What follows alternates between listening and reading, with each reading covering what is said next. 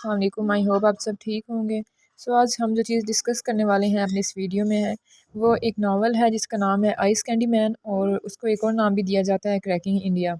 तो आज हम इसके कुछ मेजर जो करैक्टर्स हैं और थोड़ा बहुत हम स्टोरी को टच करेंगे, प्लॉट को टच करेंगे और उन करैक्टर्स को देखेंगे कि हमारे पास कौन से करैक्टर्स हैं और उनका क्या काम है। अच्छा, तो हमारे पास इस स्टोरी के अंदर जो मेन करैक्टर है वो हमारे पास है Lenny Sethi, which is the protagonist of this novel. तो ये एक बच्ची है और ये एक नरेटर है, ठीक है, इस नावल में। तो सबसे पहले हमारे से अगर पूछा जाए कि बेप्सी सिद्धवा जो कि राइटर है इस नावल की, उसने एक बच्ची को ही क्यों चुना, और जिसका मज़हब भी ना वो हिंदू है ना वो मुस्लिम है, जबकि वो पारसी फैमिली से है, तो उसने क्यों चुना उसको एज अ नरेटर इस फैमिली में, एज अ प्रोटैगनिस्ट। तो उसका आंसर एक तो ये है कि जो बच्चे होते हैं वो कभी भी सब्जेक्टिव व्यू नहीं देते किसी भी चीज़ का, वो क्या देते हैं हमें, ऑब्जेक्टिव पॉइंट ऑफ व्यू। तो हमें जो लेनी सेठी है वो इसलिए चूज़ की गई क्योंकि वो हमें ऑब्जेक्टिव पॉइंट ऑफ व्यू देगी। और दूसरी बात ये कि वो बच्ची है तो वो हर चीज़ को बिल्कुल ट्रूथफुल, उसका ट्रूथ बयान करेगी हर चीज़ में, तो इसलिए उसको चूज़ किया गया। सेकंड इसमें यह है कि हम बहुत स्टोरीज़ पढ़ते हैं जिसमें बड़े दिखाए जाते हैं हमारे, जो कि स्टोरी नरेट कर रहे होते हैं जो भी, लेकिन बेप्सी सिद्धवा ने बहुत ही अच्छे तरीके से एक छोटी बच्ची को चूज़ किया कि बच्चों के ऊपर पार्टीशन का क्या असर होता है, ठीक है। और देन ये है कि ना वो हिंदू है ना मुस्लिम है, तो हम हिंदू और मुस्लिम की स्टोरीज़ बहुत सुनते आए हैं, लेकिन हमने कभी ये नहीं देखा कि उस टाइम पे वो रिलीजन के लोग जो कि माइनॉरिटीज़ में थे उनके ऊपर क्या इफ़ेक्ट हुआ पार्टीशन का। तो वो हम देखें, इसलिए उसने बहुत ही अच्छे तरीके से इसको चूज़ किया। तो सबसे पहले हम देखेंगे कि जो बेसिकली बेप्सी सिद्धवा इस नावल की राइटर है, ये लेनी सेठी उसी को रिप्रेजेंट कर रही है, क्योंकि लेनी सेठी को पोलियो प्रॉब्लम है और जो बेप्सी सिद्धवा थी उसको भी पोलियो का प्रॉब्लम था। तो अगर हम लेनी सेठी देखें तो जब हमारे पास जब भी करेक्टराइजेशन पेपर में आती है लिखने के लिए ऐसा कुछ भी, तो हमने हमेशा ये करना होता है कि हमने पहले करेक्टर को इंट्रोड्यूस करवाना होता है, उसकी फ़िज़िकल अपीयरेंस बतानी होती है, बताना होता है कहाँ रहता है, उसका प्रोफेशन क्या है, फिर देन हमने उसका बताना होता है कि उसके स्टोरी के जो बाकी हैं वहाँ पे कैरेक्टर्स उनके साथ क्या रिलेशन है। तो सबसे पहले जो हमारे पास है वो हमने लेनी सिटी का इंट्रोडक्शन देना है कि बेसिकली ये प्रोटैगनिस्ट है इस नावल की, और ये एक 4 साल की बच्ची है, बहुत ही छोटी है, यंग। और हमने ये बताना है कि ये रहती लाहौर में है। देन हमने ये बताना है कि अगर हम इसकी अपीयरेंस की बात करें तो वो कोई इतनी ख़ास नहीं थी, क्यों, क्योंकि उसको पोलियो का प्रॉब्लम था, और इसके अलावा ये था उसका ऑपरेशन बाद में ऑपरेट भी होता है, लेकिन फिर भी उसको ब्रेसिस और कास्ट लगे होते हैं, यानी कि प्लास्टिक की कवरिंग, तो वो जो है वो खुद चल नहीं सकती है। और अगर हम लेनी सेठी की एजुकेशन की बात करें तो वो अपने भाई की तरह स्कूल जाके नहीं पढ़ सकती। वो ये होता है कि वो प्राइवेट एजुकेशन, एक ट्यूटर उसको पढ़ाता है, तो वो प्राइवेट एजुकेशन हासिल कर रही है, ठीक है। और फिर हमने इसका जो सबसे मेन बात है हमने ये बतानी है कि जो लेनी है उसके पास नॉलेज बहुत ज़्यादा होता है बजाय उन बच्चों के जो कि उसकी एज के होते हैं।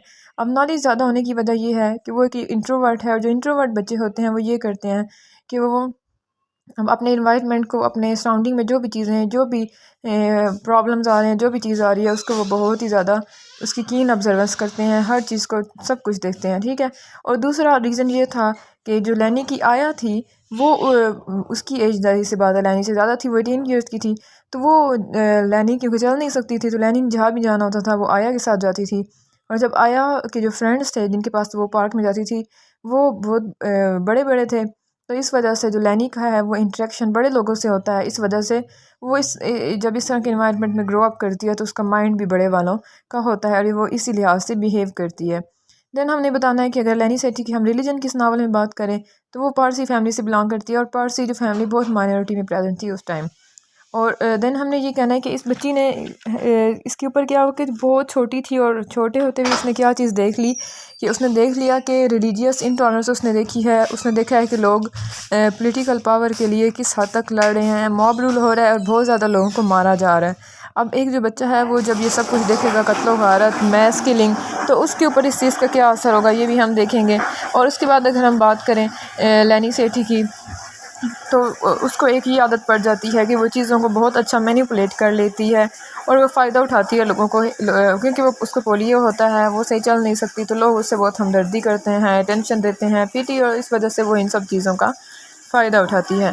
और अगर हम लैनी की बात करें कि उसका अपने भाई के साथ और अपने कज़न जैसे उसका एक होता है बेसिकली उनके साथ किस तरह का रिलेशन होता है, तो लैनी का अपने भाई के साथ कज़न के साथ कोई अच्छा रिलेशन इतना ख़ास नहीं होता, वो उनके साथ कंफर्टेबल नहीं होती एज अ सिस्टर। उसके भाई के साथ रिलेशन क्यों नहीं अच्छा होता, क्योंकि उसके भाई की फ़िज़िकल अपीयरेंस बिल्कुल ठीक होती है, वो चल फिर सकता है, वो बाहर जाके अपनी एजुकेशन हासिल कर रहा है और वो फैमिली का एक ही सन है, तो उसको ज़्यादा प्रायोरिटी मिलती है और उसको पे ज़्यादा फोकस किया जाता है। इस वजह से वो उससे थोड़ी जेलसी फील करती है, उसके साथ कोई उसका अच्छा रिलेशन नहीं होता। देन हम बात करें कि लैनी का आया के साथ किस तरह रिलेशन था, तो लैनी को ज़्यादा टाइम आया ही देती थी, तो लैनी का आया के साथ बहुत अच्छा रिलेशन था। ठीक है, और देन हम बात करें कि उसके अपने पेरेंट्स के साथ कैसा था। पेरेंट्स के साथ भी अच्छा रिलेशन था, लेकिन थोड़ा गैप था, क्योंकि उसके जो फादर थे वो इतना बोलते नहीं थे उसके, और मदर उसकी साथ अच्छा रिलेशन था। देन हम बात करें कि जो लैनी है उसका फ्रेंड्स के साथ किस टाइप का रिलेशन था, तो जो लैनी है एज अ फ्रेंड बहुत अच्छी थी। उसका एक फ्रेंड बना था राना, तो उसके साथ उसका बहुत अच्छा रिलेशन होता है। तो यहाँ तक हमने जो करेक्टर बताया है वो हमने एक्सप्लेन किया कि लैनी का क्या करेक्टर था। देन हमारे पास जो मेन करेक्टर है, जो हम आया का जिक्र कर रहे थे, हम उसको बताएंगे। इसमें नावल में ज़्यादातर ये है कि लोगों को बाय प्रोफेशन ही बुलाया जाता है, तो हम आया का बेसिकली जो नाम है वो हमारे पास है शांता, क्योंकि वो हिंदू लड़की है, ठीक है, और उसकी एज 18 है, और वो आया है किसकी, लैनी की।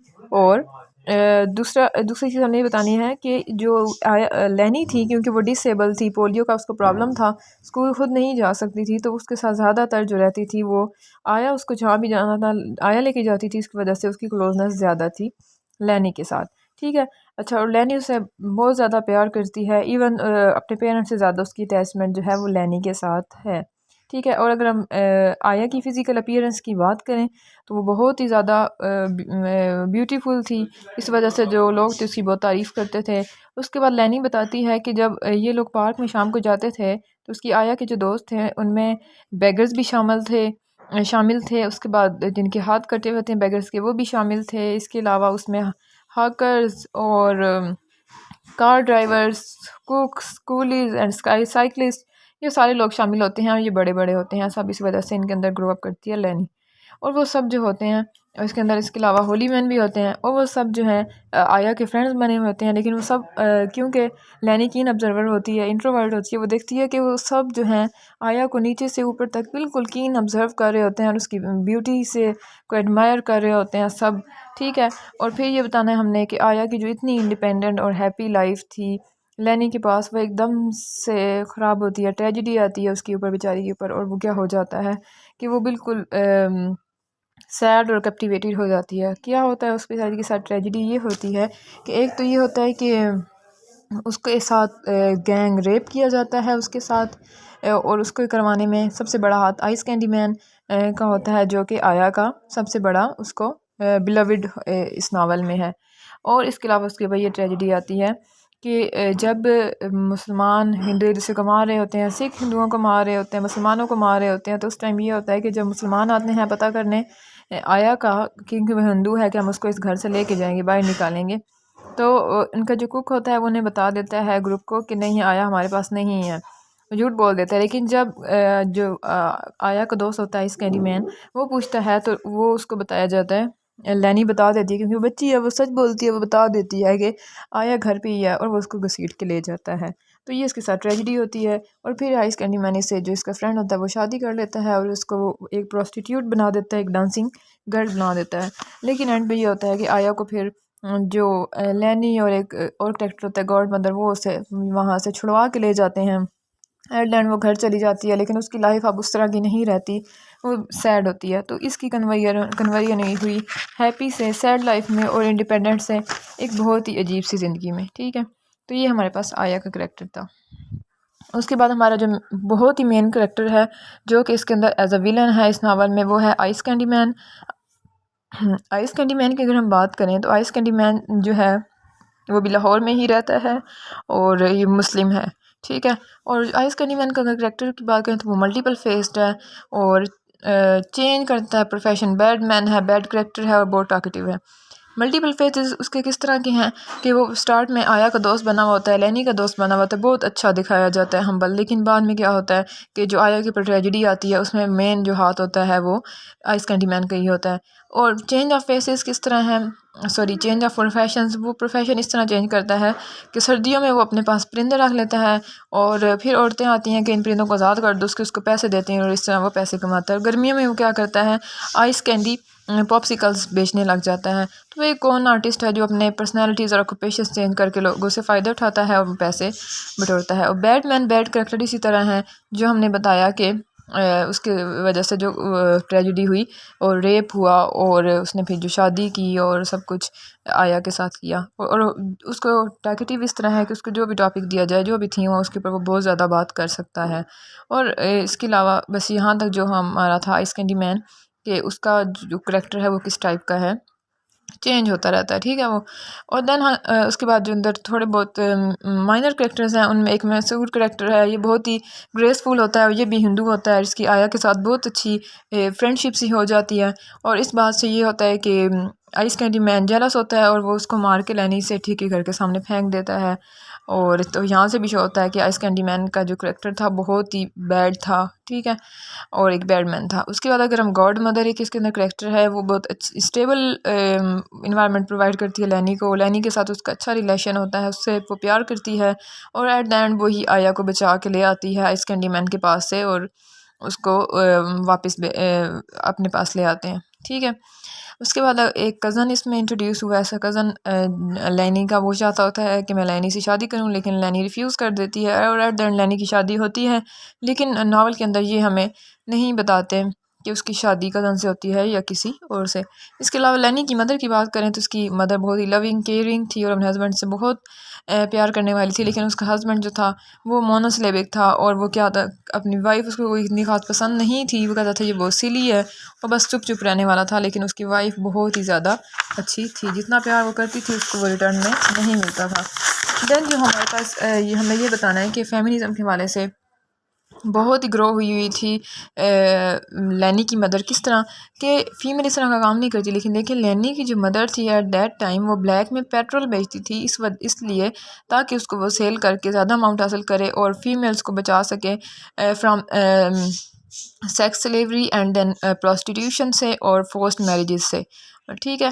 और उसके बाद लैनी के फादर की बात करें तो वो जॉब करता था, लेकिन वो कहता था कि लैनी की जो मदर है वो बहुत ही सिली है और हमारे उसके बच्चे उससे ज़्यादा सिलियर हैं। और बस उस टाइम जो मॉब चल रही होती है, लड़ाई चल रही होती है, उससे बचाने के लिए घर में वो एक गन रखता है, लेकिन वो अपनी फैमिली को कोई ख़ास अटेंशन नहीं देता। देन हमारे पास एक और करेक्टर आता है कि स्लेव सिस्टर, ये गॉड मदर की सिस्टर होती है और इसके साथ भी ठीक रिलेशन होता है लैनी का। और एक मिस्टर पेन होती है, मिसिस पेन होती है, जिसके पास लैनी एकेडमी पढ़ती है, ठीक है। और उसके बाद अगर हम बात करें एक करेक्टर आया था राना। राना बेसिकली फ्रेंड था लैनी का और जो राना है ये ग्रैंडसन है लैनी के जो कुक होता है उसका। और लैनी इसके साथ इसका अच्छा रिलेशन होता है लैनी का। और जो राना है जब सिख वगैरह ये सब एक दूसरे को मार रहे होते हैं तो उस टाइम क्या होता है कि जब सब मर जाते हैं लेकिन वहाँ उस इलाके में एक राना बच जाता है और वो देखता है किस तरह लोगों पे जुल्म हो रहा है। उसके बाद एडी जो है वो बना हुआ है भाई है, वो यंगर ब्रदर है तो वो 1 साल छोटा है, वो 3 साल का है लैनी का भाई। और वो अपनी फैमिली का फेवरेट है और इंटेलिजेंट है, ब्यूटीफुल है, उसकी गुड हेल्थ है और फैमिली पे एक ही वो बेटा है। तो वो क्या करता है कि तो इस वजह से लैनी जो है उससे बहुत ही ज़्यादा जेलस होती है। और एक इसमें कर्नल ब्रूशा है, ये जो है हेड बना हुआ है पारसी कम्युनिटी का और बहुत इंटेलेक्चुअल और जेंटलमैन है पारसी फैमिली पारसी जो है कम्युनिटी उसमें। और ये दिखाया जाता है कि यही जो है ये ऑपरेट करता है लैनी का। तो ये जो था हमारा मेन करेक्टर्स थे, उनको हमने डिस्कस किया इसमें। आई होप आप सबको करेक्टर समझ आ गए होंगे। मेन करेक्टर हमारे पास आया, लैनी और आइस कैंडी मैन है। बाकी जो उनके साथ कनेक्शन में है वो भी मैंने 1 बाय 1 डिस्कस कर दिए हैं। आई होप आपके लिए ये वीडियो बहुत हेल्पफुल होगी। Thank you so much.